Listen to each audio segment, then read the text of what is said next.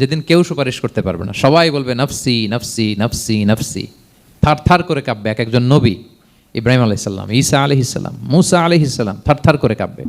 আর আল্লাহর হাবিব সাল্লাল্লাহু আলাইহি ওয়াসাল্লাম ওই মাকামে মাহমুদে সিংহাসন ফেলে দিয়ে সেজদায় শুধু কাঁদতে থাকবে, আর সেজদার মধ্যে বলবে উম্মতি উম্মতি উম্মতি উম্মতি, হে আল্লাহ আপনি আমার গুনাহগার উম্মতকে বাঁচান, আল্লাহ আপনি আমার গুনাহগার উম্মতকে বাঁচান, আল্লাহ আপনি আমার গুনাহগার উম্মতকে বাঁচান। আল্লাহ তাআলা এটা সহ্য করতে না পেরে জিবরাইল আলাইহিস সালামকে বলবেন যে ওয়াসআলহু মা ইউবকিক, জিবরাইল যাও জিজ্ঞেস করো তো আমার বন্ধু এত কাঁদে কেন, কি চায় জিজ্ঞেস করো। তো আল্লাহর হাবিব সাল্লাল্লাহু আলাইহি ওয়াসাল্লাম বলবেন আল্লাহুম্মা উম্মতি উম্মতি, আল্লাহ আমার উম্মতকে বাঁচান, আমার গুনাহগার উম্মতকে বাঁচান।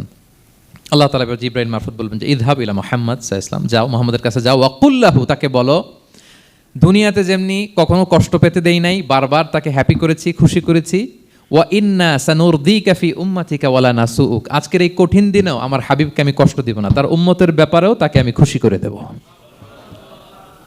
তার গুনাহগার উম্মতের ব্যাপারেও আজকে মুহাম্মদ সাল্লাল্লাহু আলাইহি ওয়াসাল্লামকে আমি খুশি করে দেব।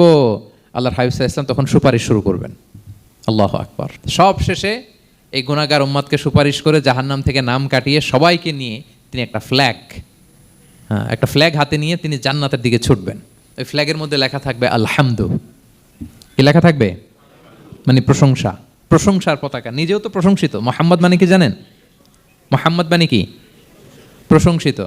এই কারণে মুহাম্মদ সাল্লাল্লাহু আলাইহি ওয়াসাল্লামকে মক্কার লোকেরা গালি দিয়েও শান্তি পেত না। মানে যদি বলি এই প্রশংসিত লোকটা খারাপ, কথাটা হইল, প্রথমে আগে বলা লাগে কি প্রশংসিত, মুহাম্মদ মানে কি। তো এই জন্য মক্কার লোকেরা রাসূল সাল্লাল্লাহু আলাইহি ওয়াসাল্লামকে মুহাম্মদ না বলে ডাকতো মুদাম্মাম, মানে নিন্দিত। তো মুদাম্মাম তো রাসূলের নাম না, রাসূল সাল্লাল্লাহু আলাইহি ওয়াসাল্লামের নাম কি মুহাম্মদ, প্রশংসিত। এই জন্য গালি দিয়েও তারা মজা করতে পারতো না, সুবিধা করতে পারতো না। গালি দিলেও আগে প্রশংসা করে নেওয়া লাগতো। প্রথমে বলতো মুহাম্মদ পাগল, এরকম বলতো নাউযুবিল্লাহ, তার মানে প্রশংসিত লোকটা পাগল হইলো, এটা গালি হয়েছে, ঘুরে ফিরে তো প্রশংসাই হয়ে গেল। আল্লাহর হাবিব সাল্লাল্লাহু আলাইহি ওয়াসাল্লাম লিওয়াউল হামদ, প্রশংসার ফ্ল্যাগ নিয়ে বিশাল উম্মতকে নিয়ে জান্নাতে অভিমুখে যাবেন, এবং জান্নাতের দরজায় হি উইল বি দা প্রথম নক করবেন উনি। তখন জান্নাতের রক্ষী ফেরেশতা বলবে মান আনতা, কে?